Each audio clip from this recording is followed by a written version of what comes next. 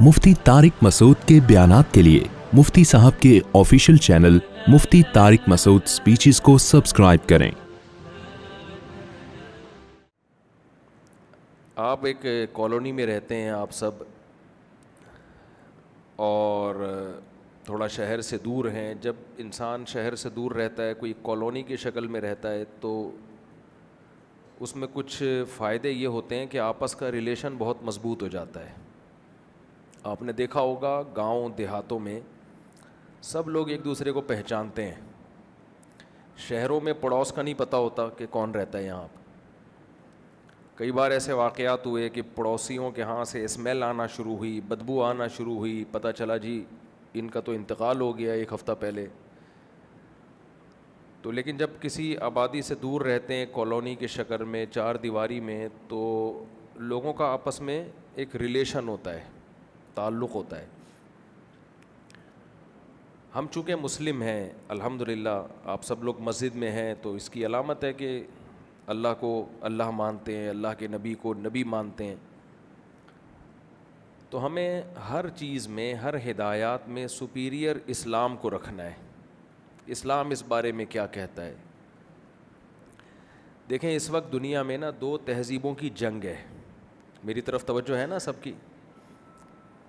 दो तहज़ीबों की जंग है। जो ख़वातीन बयान सुन रही हैं उनसे भी मैं गुजारिश करूँगा कि पूरा फ़ोकस वो बयान को करें आपस में, क्योंकि ख़वातीन की जब गैदरिंग होती है तो आपस में पुरानी बातें, बहुत बातें हो रही होती हैं, गपशप हो रही होती है। तो फोकस करें इस वक्त बयान को। ये बंद कर दें, बंद कर दें बिल्कुल। देखें, इस वक्त दुनिया में ना दो तहज़ीबों का टकराव है, तसादुम है। तहज़ीबें दुनिया में सब ख़त्म होती, कल्चर सब ख़त्म होते जा रहे हैं। दुनिया में सिर्फ दो ही तहज़ीबों की जंग होगी अब, फ़िक्री जंग भी और असलहे की जंग भी। ये दो तहज़ीबों की है। एक मगरिबी तहज़ीब, वेस्टर्न कल्चर। वो कल्चर क्या है? वो है मादा परस्ती। उस कल्चर में कामयाबी की डेफिनेशन ये है कि आपकी सेहत अच्छी हो, आपकी जेब में पैसा हो, आपके पास अच्छी तालीम हो। आप किसी अंग्रेज़ से पूछें कि कामयाब इंसान, सक्सेसफुल इंसान किसे कहते हैं, किसी सेकुलर लिबरल आदमी से पूछें तो वो कहेगा कि कामयाबी की डेफिनेशन ये है, सेहतमंद मुआशरा हो, पैसे वैसे हों आपकी जेब में, और आप तरक्की कर रहे हो, नॉलेज हो, तालीम हो, एजुकेशन हो। गलत बात नहीं है, मेरा ख्याल है बात सही है। सेहत अच्छी हो, बीमार आदमी टेंशनों में होता है, क्या ख्याल है? जेब में अगर पैसे नहीं हो तो आजकल माँ बाप नहीं पूछते। माँ बाप का भी ज़्यादा लाडला वही होता है जिसके पैंट में, बोलें, पैसे हों। फिर आप जितने मर्ज़ी बदतमीज़ हो, कोई मसला नहीं है। अगर आपके सिर्फ अखलाक ही अखलाक हैं, पैसे नहीं हैं, तो माँ बाप कहते हैं ये अखलाक की हमें ज़रूरत। अगर जब मैं सेंटेंस नामुकम्मल छोड़ूं तो आप उसको कंप्लीट कर लिया करें, तो मुझे लगेगा कि आप मेरे साथ हैं। तो गोरा ये कहता है, और हमें सारी मोटिवेशन चूँकि गोरों से मिल रही है, यूनिवर्सिटियों में जो हमारे लेक्चरार हैं, प्रोफेसर्स हैं, वो वहीं से पढ़ कर आते हैं, तो पूरी चीज़ उन्होंने एज़ इट इज़ एडॉप्ट करके उसी को हमारी सोसाइटी में प्रोमोट किया जा रहा है, फैलाया जा रहा है। हम क्या कर रहे हैं? हम गरीब मुल्कों के लोग हैं, करप्ट सियासतदानों के डसे हुए। हम सब चीज़ें उनकी आंख बंद करके बग़ैर फ़िल्टर किए लिए चले जा रहे हैं। सिर्फ इतना फ़र्क है कि हम कहते हैं कि भाई थोड़ा सा वो क्रिसमस मनाएंगे, हम ईद उल फ़ितर मनाएंगे, हम बकरीद मना लेंगे, और हम कभी कभार मस्जिद में टोपी पहन के हाज़िरी दे देंगे। वो हर कौम का एक कल्चर होता है। हिंदू भी कभी कभार मंदिर चले जाते हैं, सिख लोग भी साल में एक आध दफ़ा तो अपने गुरुद्वारा चले ही जाते हैं। तो हम चूँकि मुस्लिम हैं, लिहाजा हम ये शो करने के लिए कि भाई हमारा भी एक मज़हब है, कल्चर है, तो कभी कभार हम टोपी पहना करेंगे। ٹوپی کرائیں گے بھی اور پہنیں گے بھی. تو یہ ہمارا مذہب سے رشتہ ہے. اسلام کیا کہتا ہے؟ اسلام کہتا ہے نہیں، یہ نہیں ہے. قرآن ہمیں بالکل 180 ڈگری پہ لے کے جاتا ہے. قرآن کہتا ہے سب سے پہلی بات، تم نے جو کامیابی کی تعریف، جس کو کامیابی سمجھ لیا ہے نا، وہ کامیابی کی ایک صورت ہے، حقیقت میں وہ کامیابی کی ڈیفینیشن یہ نہیں ہے. اگر کامیابی اس چیز کا نام ہوتا تو کتنے پیغمبر دنیا میں آئے جو نہ پیسہ کما سکے، حتیٰ کہ ان کی جو دعوت تھی وہ بھی مکمل نہیں ہوئی. ان کا جو مشن تھا وہ اس میں بھی دنیا میں ناکام ہوئے دنیاوی لحاظ سے. نبی صلی اللہ علیہ وسلم نے فرمایا کتنے پیغمبر ایسے آئے ہیں کہ ان کی دعوت پر ایک شخص نے بھی لبیک نہیں کہا اور ان کو قتل کر دیا گیا. خود ہمارے نبی سید الانبیاء صلی اللہ علیہ وسلم جب دنیا سے گئے ہیں تو ایک درہم بھی وراثت کا نہیں. آپ نے فرمایا ہم پیغمبروں کے، ہم لوگ مال کی وراثت چھوڑتے ہی نہیں، ہماری وراثت علم ہے. اور آپ جب گھر میں آ رہے ہیں تو بہت دفعہ کھانا ہوتا ہی نہیں تھا. ہم تو جب گھر میں آتے ہیں نا تو پوچھتے ہیں کیا پکائے، کیونکہ ہمیں پتہ ہوتا ہے پکا ہوا تو کچھ ہے. اب ہماری مرضی کا ہے یا نہیں ہے، یہ ذرا اس کی ڈیٹیل چاہیے. ہمارے نبی صلی اللہ علیہ وسلم کا معاملہ ایسا نہیں تھا. آپ جب گھر میں آتے تو یہ نہیں پوچھتے کیا پکا ہوا ہے، آپ پوچھتے کچھ ہے یا نہیں ہے. اگر ہوتا کھا لیتے، نہیں ہوتا تو روزے کی نیت کر لیتے کہ بھائی شام تک تو ویسے ہی گھر میں کچھ نہیں ہے، تو روزے کی نیت کر کے روزے کا ثواب کیوں ضائع کریں بھائی، کیا خیال ہے؟ تو نیت کر لو روزہ ہے آج. اور آپ صلی اللہ علیہ وسلم کے پاس ایک دفعہ گھر میں جب آپ آئے، سیدہ عائشہ سے پوچھا کچھ کھانے کو ہے؟ تو انہوں نے فرمایا کہ کسی نے کچھ ہدیہ بھیجا تھا، کوئی بکری کی سیری وغیرہ، تو وہ میں نے صدقہ کر دی. وہ ساری میں نے، کوئی فقیر آیا تھا اس کو دے دی، تھوڑا سا بچ گیا ہے. آپ مجھے بتاؤ میں اور آپ اگر ہوتے تو ہماری کیا کنڈیشن ہوتی؟ ہماری کیا کنڈیشن ہوتی اس وقت غصے سے؟ میں گھر آؤں اور بیگم سے پوچھوں، مجھے پتہ ہے گھر میں ویسے ہی فاقے چل رہے ہیں، کھانے کو اکثر کچھ ہوتا نہیں ہے. فرضی مثال دے رہا ہوں کہ آپ سمجھیں مفتی صاحب کے یہ حالات چل رہے ہیں.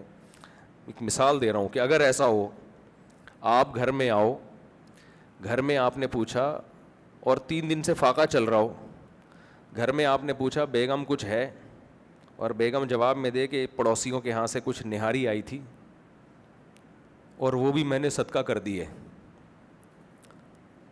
یا تو اس کا آخری دن ہوگا یا آپ کا آخری دن ہوگا، کیا خیال ہے؟ یا تو اس کا آخری دن یا آپ کا آخری دن.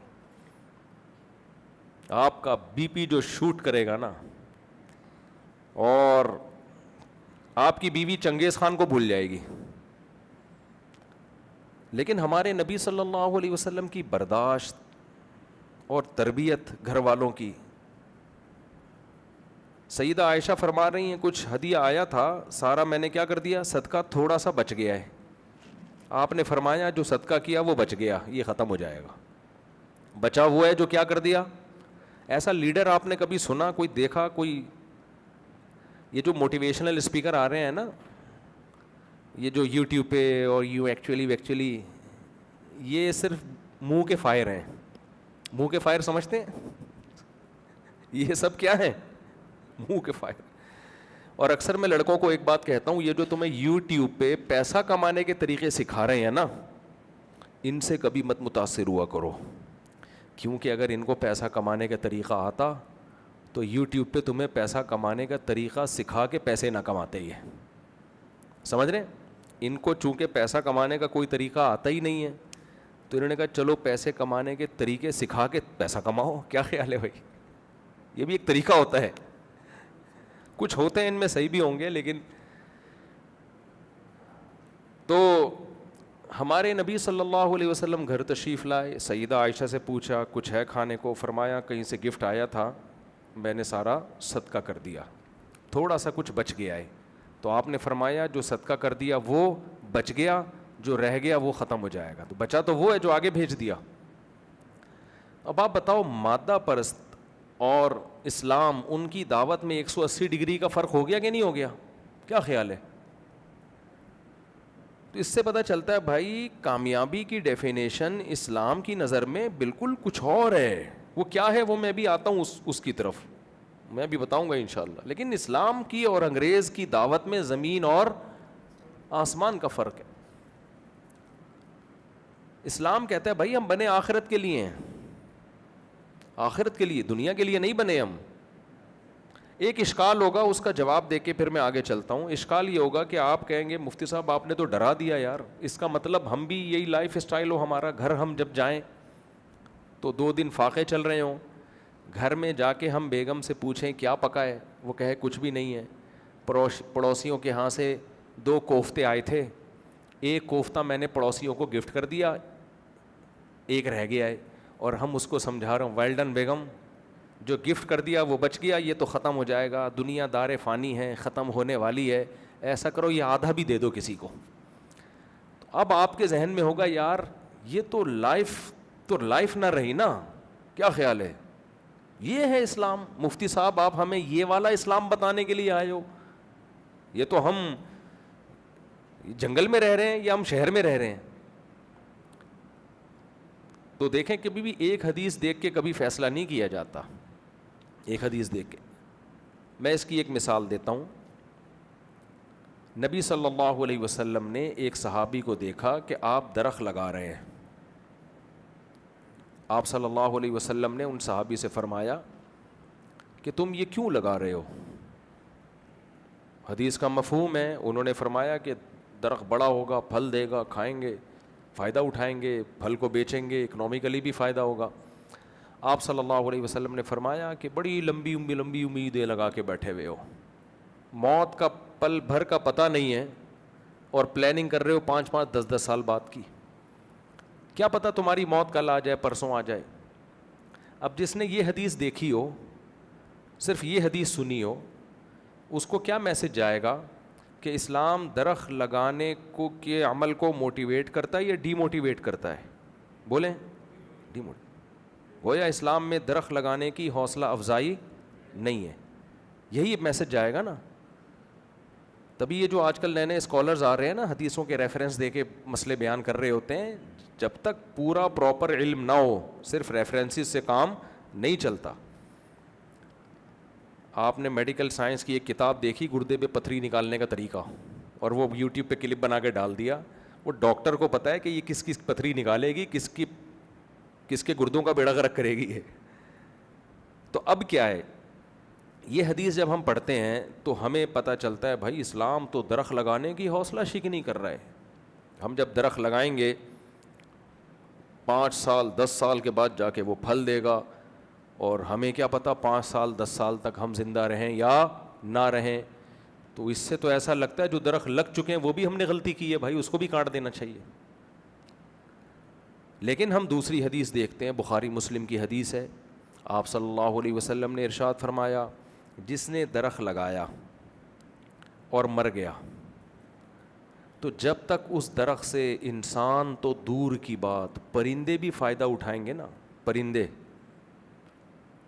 اس کو قبر میں اس کا ثواب ملے گا، وہ نیکی اللہ کے اعمال میں لکھی جائے گی، ضائع نہیں. جب تک درخت رہے گا اس کے ثواب کا کھاتا بولو کھل گیا. پرندوں کی مثال دی نبی نے اس لیے کہ جب پرندہ اس سے چگ رہا ہے یا گھونسلہ بنا کے رہ رہا ہے، اس پہ ثواب مل رہا ہے، تو انسان ہے بھائی. اس سے درخت لگانے کی ایسی حوصلہ افزائی ہو رہی ہے کہ یہ حوصلہ افزائی تو انگریز بھی نہیں کر سکتا. انگریز زیادہ سے زیادہ کیا کہے گا، بھائی درخت لگاؤ، آکسیجن، انوائرمنٹ اچھا ہو جائے گا، آکسیجن بڑھ جائے گا، آپ ایک ہیلدی لائف گزاریں گے. انگریز سے پوچھو کب تک گزاریں گے، بھائی 60 سال 70 سال 90 سال، اس کے بعد کیا ہوگا، مر جائیں گے، ختم. جبکہ اسلام کیا کہہ رہا ہے، بھائی یہ مت دیکھو کہ درخت لگا دیا تو مر گیا تو کیا ہو گیا، کوئی بات نہیں، مر جاؤ، ڈپازٹ کر کے گئے ہو، ایسا بینک کھول کے گئے ہو کہ جس کا پروفٹ تمہیں جب تک وہ درخت رہے گا وہ پروفٹ تمہیں ملتا رہے گا. تبھی صحابہ درخت بہت لگایا کرتے تھے، کنویں کھدوایا کرتے تھے. ایک صحابی نے عرض کیا یا رسول اللہ، میں ایک حدیث کا مفہوم ہے، کنواں کھدوانا چاہتا ہوں، میرے والد دنیا سے چلے گئے، تو کیا ان کو ثواب ملے گا؟ افاتصدق عنہا، دوسری حدیث میں ان کی طرف سے صدقے کا ثواب ملے گا؟ وہ تو چلے گئے، ان کا عمل تو ختم. جب انسان مرتا ہے اس کا عمل بولو ختم. تو حدیث کا مفہوم میں اپنے الفاظ میں پیش کر رہا ہوں کہ ان کا عمل ختم ہو گیا، تمہارا ختم نہیں ہوا. تم ان کے لیے نیکی کرو، تم کنواں کھدوا دو، تم درخت لگا دو، تم اپنے والد کے ثواب کے لیے کوئی نیکی کرو، ان کا ختم، تمہارا ختم نہیں ہوا ہے. جیسے دنیا میں کسی کو گفٹ دیا جا سکتا ہے، تو دنیا میں کرنسی چلتی ہے ڈالر، روپیہ. آخرت کی کرنسی کیا ہے؟ نیکی. تو نیکی کر کے ان کو گفٹ کر سکتے ہو.